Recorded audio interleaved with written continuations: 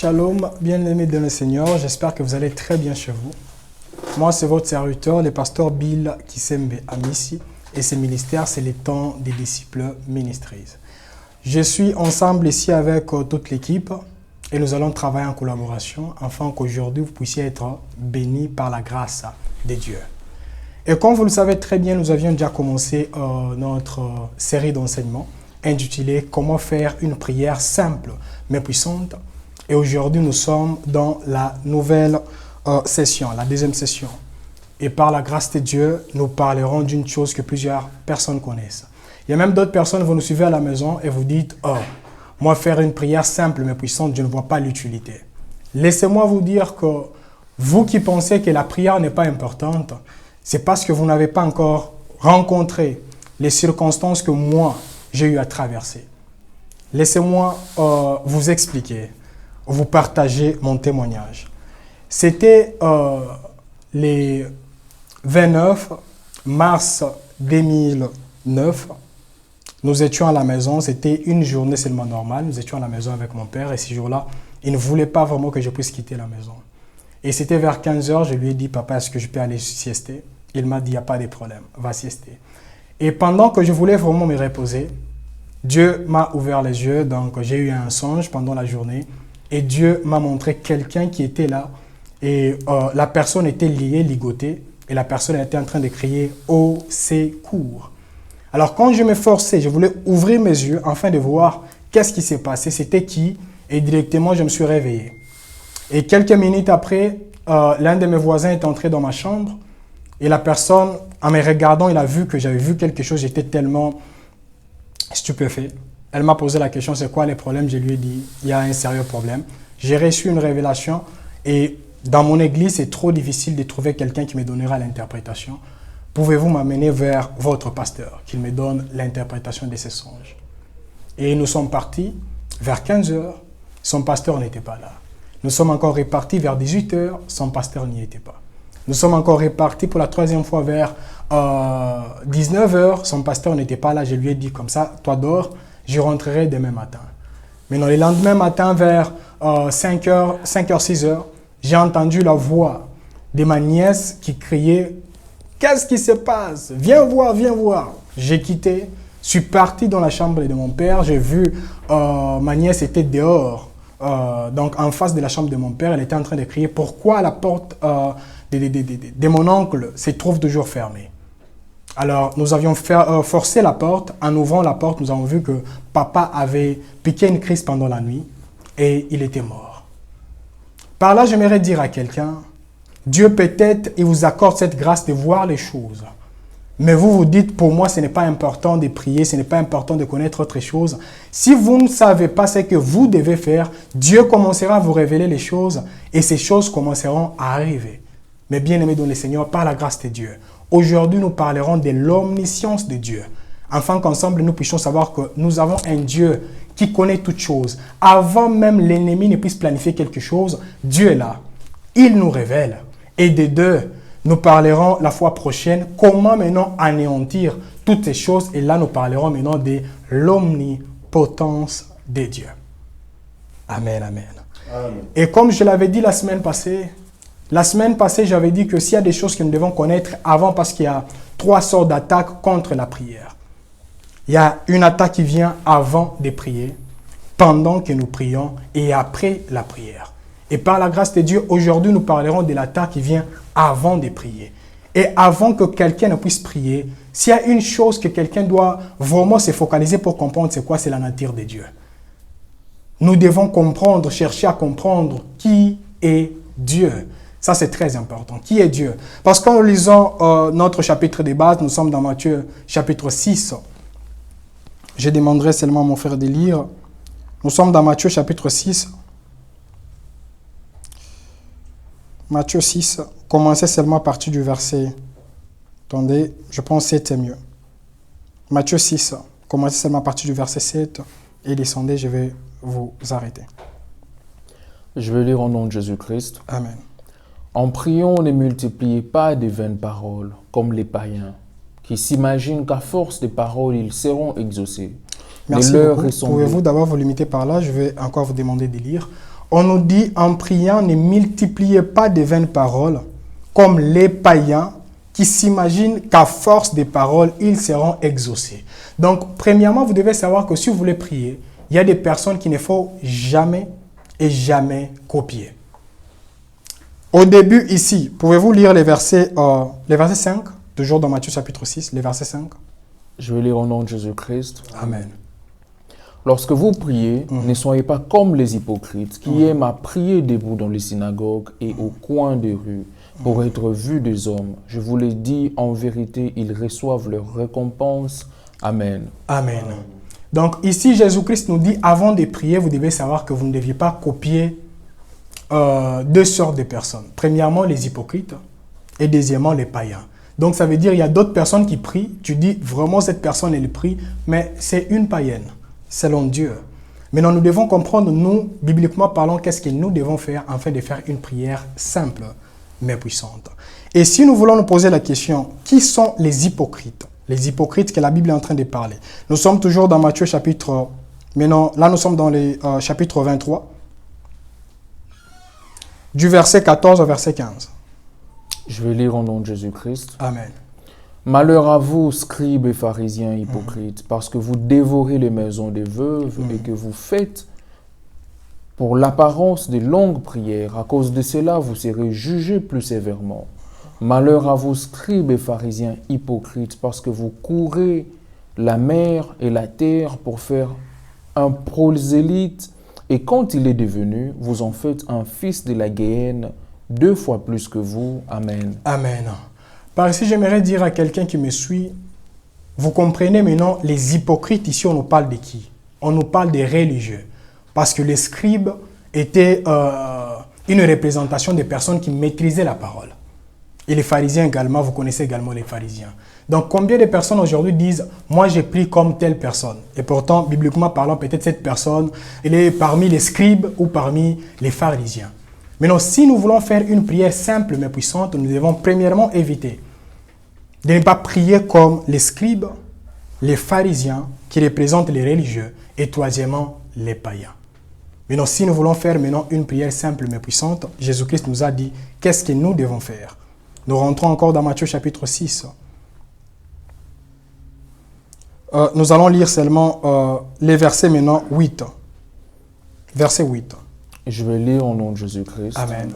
Ne leur ressemblez pas, car votre Père sait de quoi vous avez besoin avant que vous le lui demandiez. Amen.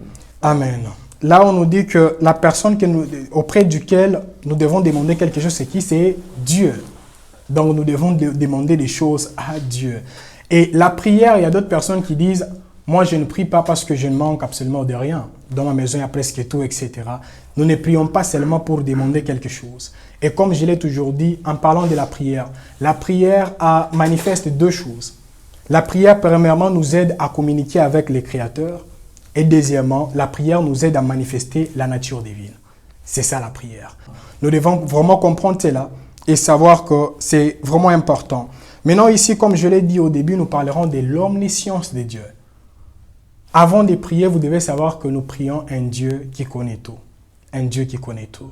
Et si nous ne savons pas que notre Dieu, notre Seigneur, il connaît tout, il y a plusieurs choses qui ne changeront pas et qui ne changeront jamais.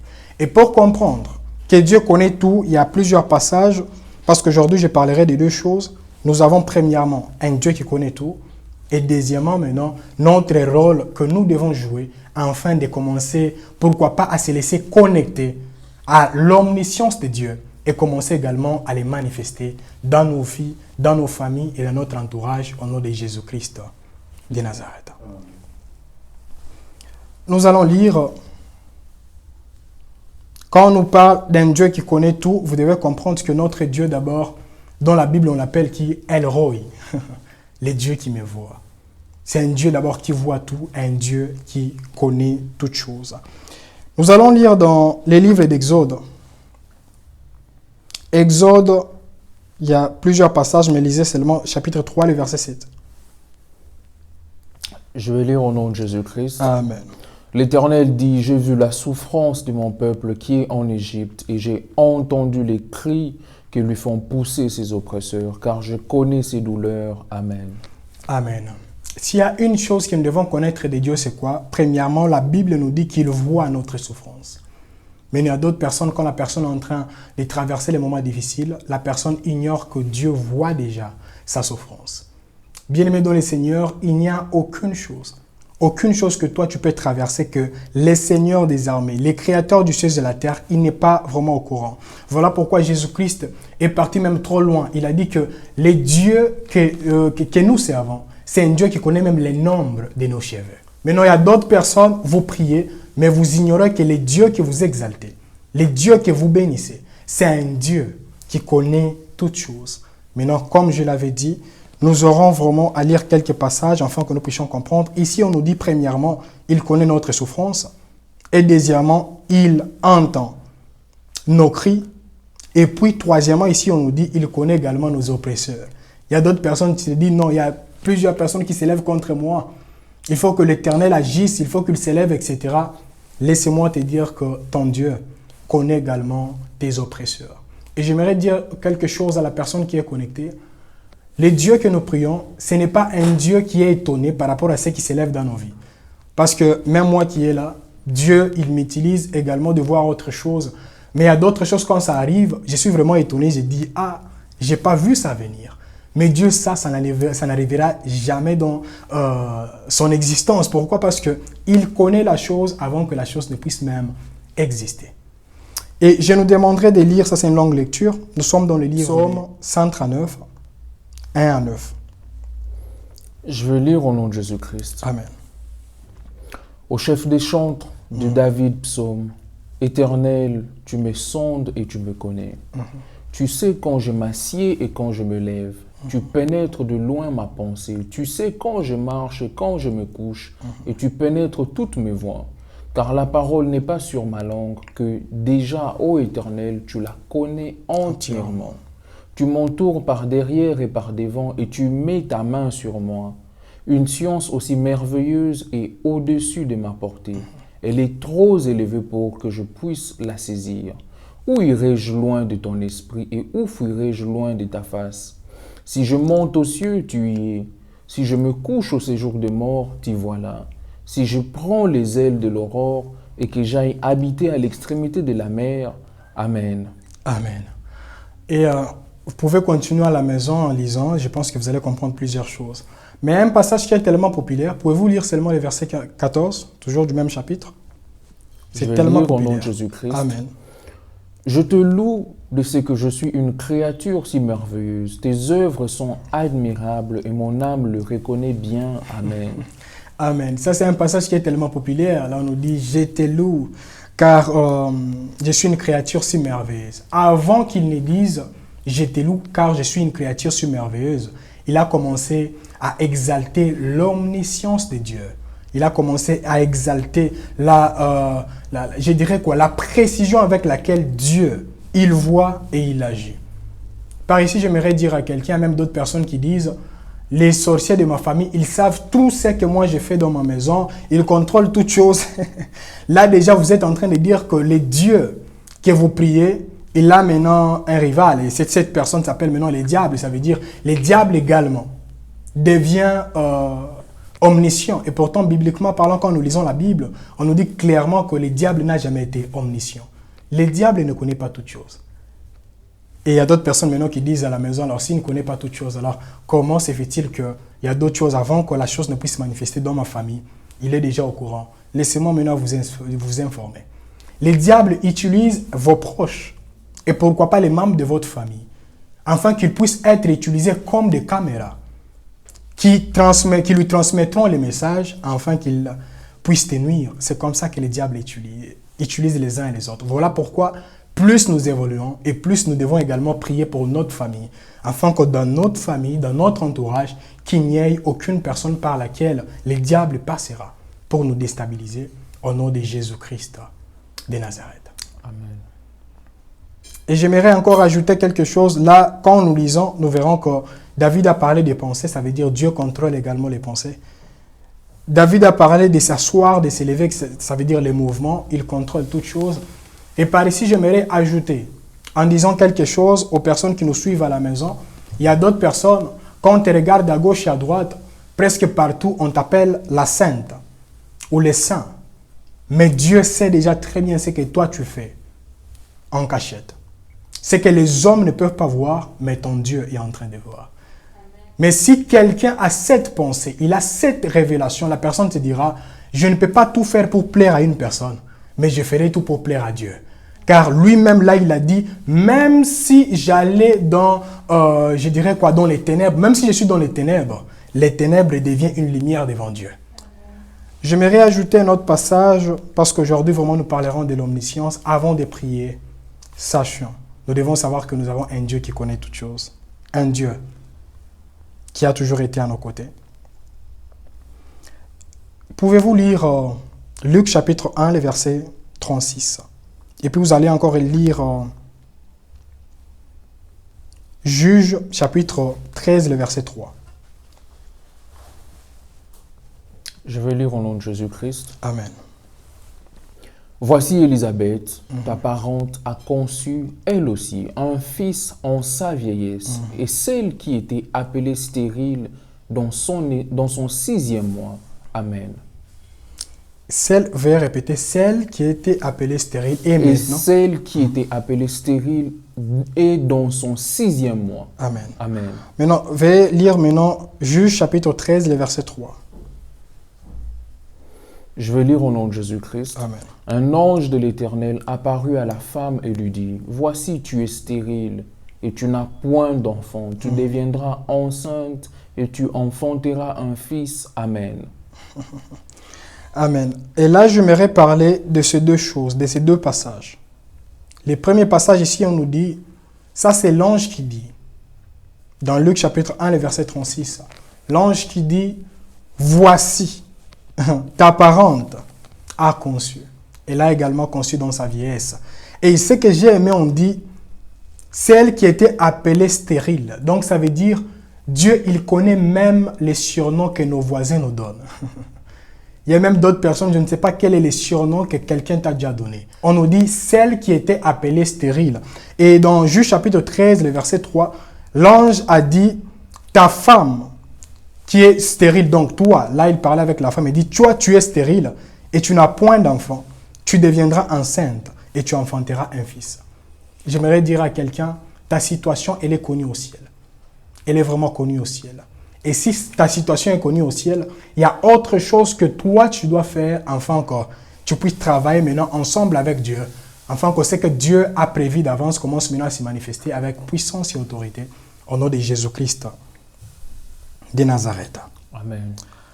Là, j'aimerais, parce que là, je parlais de l'omniscience de Dieu, j'aimerais que nous puissions lire encore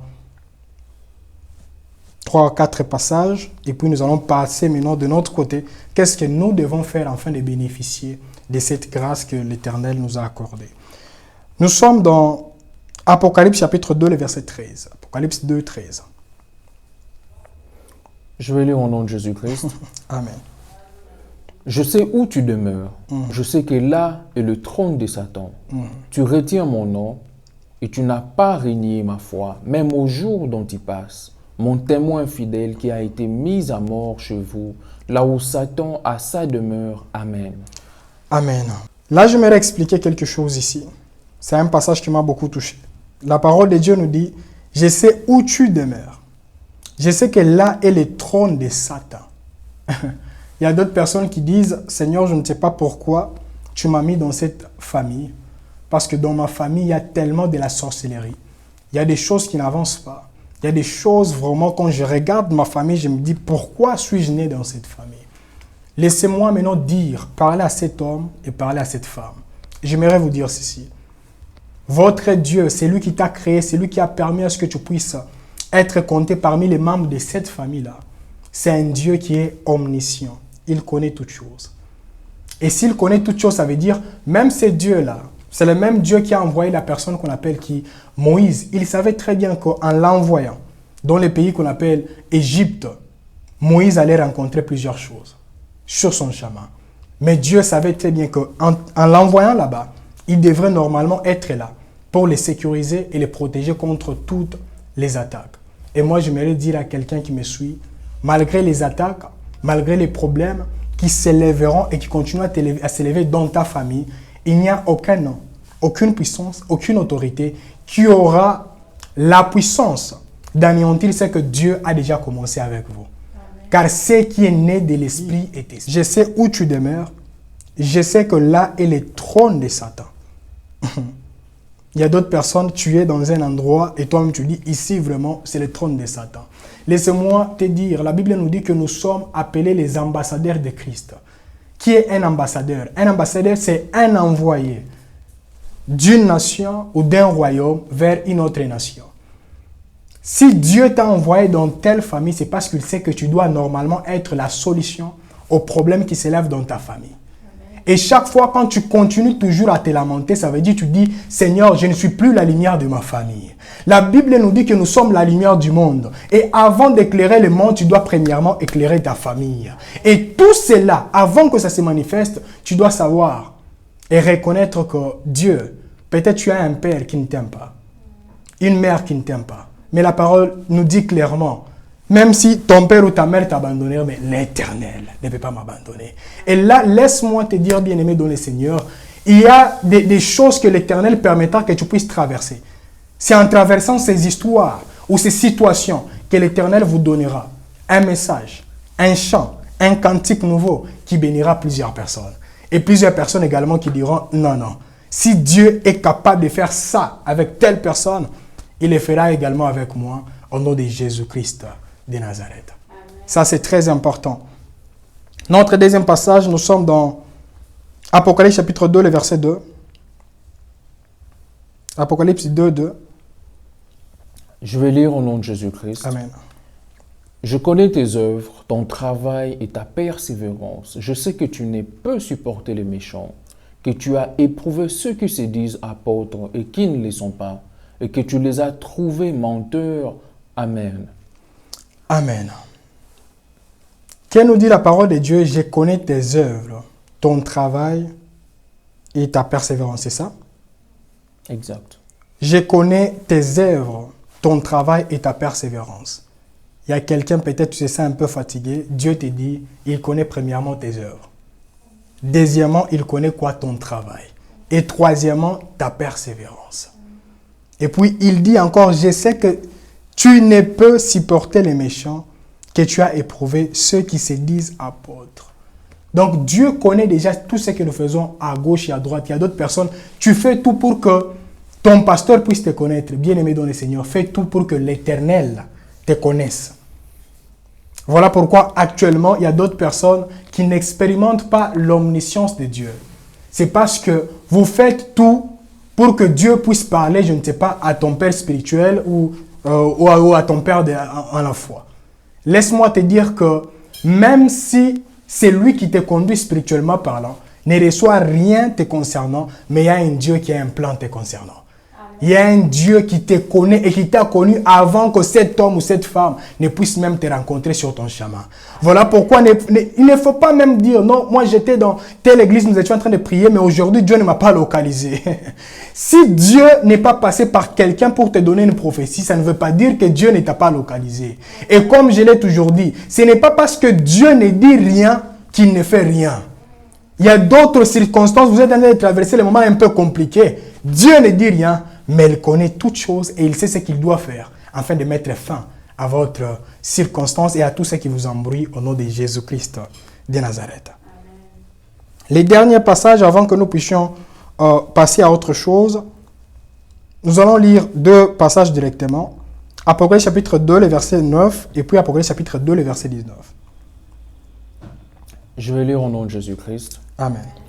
Je connais ta tribulation et ta pauvreté, bien que tu sois riche, et les calomnies de la part de ceux qui se disent juifs et ne le sont pas, mais qui sont une synagogue de Satan. Amen. Amen. Verset 19. Je connais tes œuvres, ton amour, ta foi, ton fidèle service, ta constance et tes dernières œuvres plus nombreuses que les premières. Amen. Amen. Par ici, nous comprenons, premièrement, on nous dit, je connais ta tribulation et ta pauvreté. Dieu, il connaît clair et net les personnes qui manigancent des choses contre toi. Amen. il les connaît et il sait ce qu'il doit faire afin de mettre fin à cette situation. Et on ajoute encore, on nous dit, je connais tes œuvres, ton amour, ta foi, ton fidèle service et ta constance. Et tes dernières œuvres sont plus nombreuses que les premières. Bien-aimé dans le Seigneur, tu as un Dieu qui te connaît. Il connaît tout ce qui se passe en cachette et tout ce qui se passe en public. Il y a même d'autres personnes, quelqu'un qui m'avait posé une fois la question, est-ce que pouvez-vous vraiment m'aider à prier pour que l'Éternel me révèle les hommes et les femmes vraiment qui sont contre moi? Moi, j'ai dit à cette personne, tu n'as pas besoin de connaître ces hommes et ces femmes qui t'entourent, mais tu as besoin de chercher à connaître qu'est-ce que Dieu attend de toi. Parce que si tu connais la mission de Dieu, il y a autre chose qui se lèveront contre toi. Cette histoire n'aura aucune puissance, aucune autorité contre toi et contre ton futur, au nom de Jésus-Christ de Nazareth. Et en dernier lieu, j'aimerais conclure avec l'enseignement d'aujourd'hui. Et là, je vous parlerai d'une chose, que le diable cherche à combattre jour et nuit. Et les hommes que le diable ne veut pas voir avancer. Parce que ce ne sont pas toutes les personnes qui sont vraiment comptées parmi les personnes que le diable ne veut pas voir progresser, mais il y a une catégorie de personnes que le diable ne veut pas vraiment voir progresser et avancer. Et là, nous allons lire dans les livres de 2 Rois, 2 Rois chapitre 6, 10 à 17. Je vais lire au nom de Jésus-Christ. Amen. Et le roi d'Israël envoya des gens. Non, commencez seulement à partir du verset 8 plutôt, jusqu'au verset 17. Le roi de Syrie était en guerre avec Israël. Et dans un conseil qu'il tint avec ses serviteurs, il dit, « Mon camp sera dans un tel lieu. » Mais l'homme de Dieu fit dire au roi d'Israël, « Garde-toi de passer dans ces lieux, car les Syriens y descendent. » Et le roi d'Israël envoya des gens pour s'y tenir en observation vers le lieu que lui avait mentionné et signalé l'homme de Dieu. Cela arriva non pas une fois ni 2 fois. Le roi de Syrie en eut le cœur agité. Il appela ses serviteurs et leur dit, « Ne voulez-vous pas me déclarer lequel de nous est pour le roi d'Israël » L'un de ses serviteurs répondit, « Personne, ô roi mon Seigneur, mais Élisée le prophète qui est en Israël rapporte au roi d'Israël les paroles que tu prononces dans ta chambre à coucher. » Pouvez-vous vous limiter d'abord par là? Je vais vous demander de continuer. Au travers de cette lecture, nous comprenons quelque chose. Nous comprenons que les rois de Syrie n'avaient pas envoyé ces gens pour chercher tout le monde. Mais les rois de Syrie étaient déstabilisés parce qu'une seule personne recevait des visions que d'autres personnes ne recevaient pas. Bien-aimés dans le Seigneur, ne pensez pas que le diable, il est en train de chercher tout le monde. Non, non, non. Il cherche les hommes et les femmes qui savent comment se connecter à l'omniscience de Dieu, afin de savoir comment anéantir les projets de l'ennemi dans telle famille, dans telle vie et dans la vie d'une autre personne. Et là, j'aimerais dire à quelqu'un, vous qui me suivez, avez-vous également des Élysées?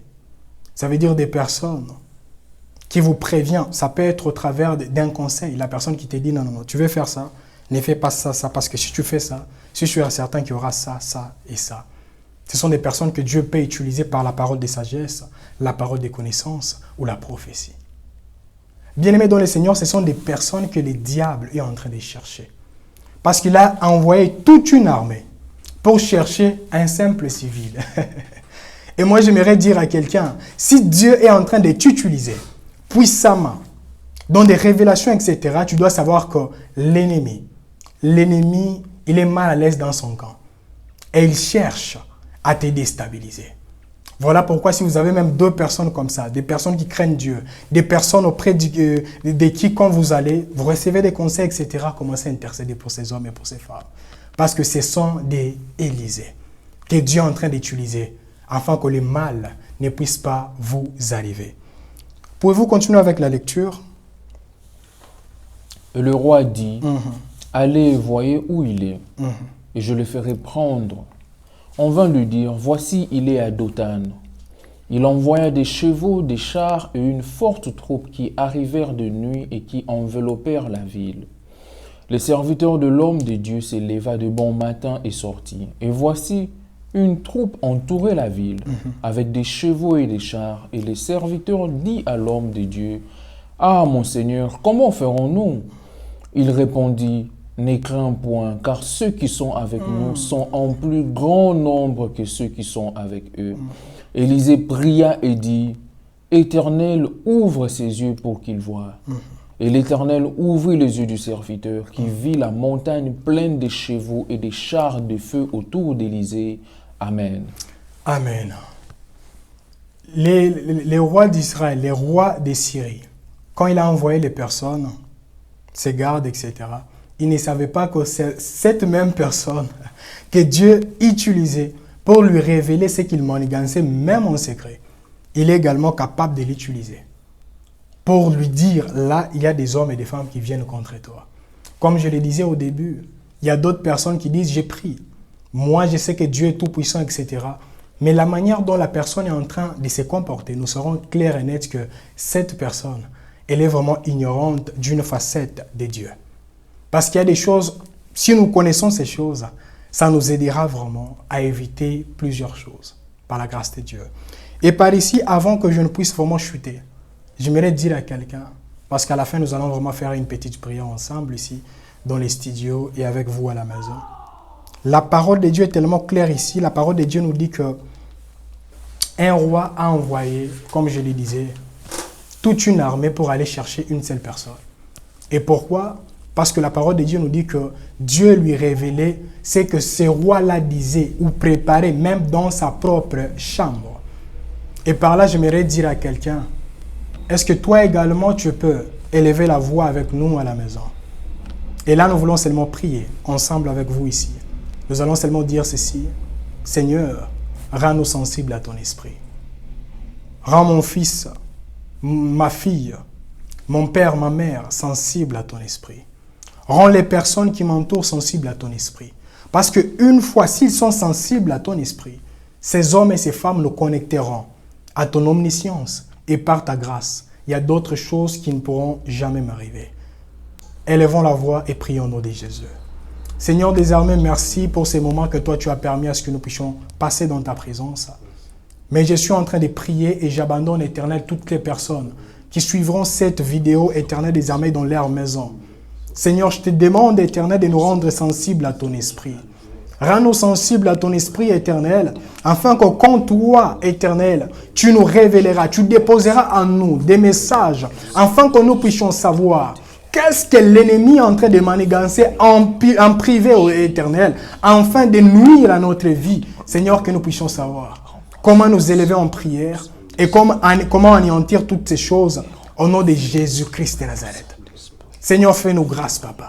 Fais-nous grâce, tendre Père. Fais-nous grâce, Éternel des armées, afin que parmi nous, Seigneur, dans notre entourage, dans tout ce que nous faisons, qu'il y ait des hommes et des femmes, Éternel, que toi, tu commenceras à utiliser, Éternel, comme modèle, comme des sentinelles, Éternel, afin que ces hommes et ces femmes voient ce que toi, tu veux qu'ils puissent voir et entendre, Éternel, des armées, ce que toi, tu veux qu'ils puissent entendre, Éternel, afin que la gloire, la puissance te soit rendue au nom de Jésus-Christ de Nazareth.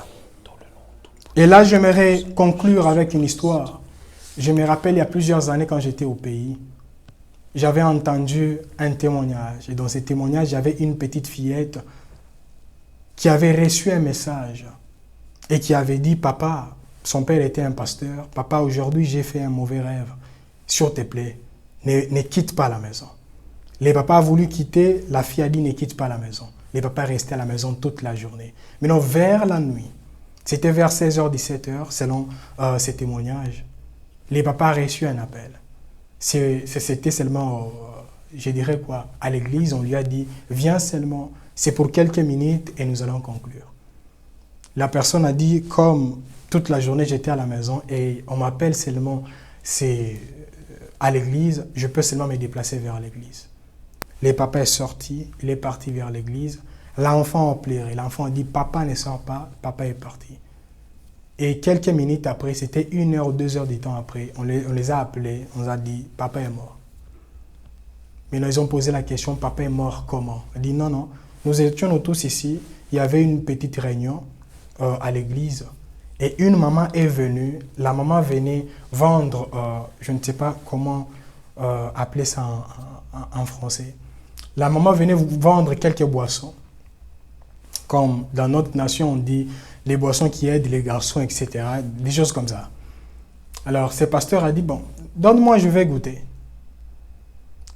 Ne sachant pas que cette dame a été envoyée pour empoisonner ses papas. Et ses papas, juste en goûtant, quelques minutes après, les papas étaient partis. Et là, je suis en train de dire aux frères et aux sœurs qui me suivent, s'il vous plaît, priez pour vos enfants.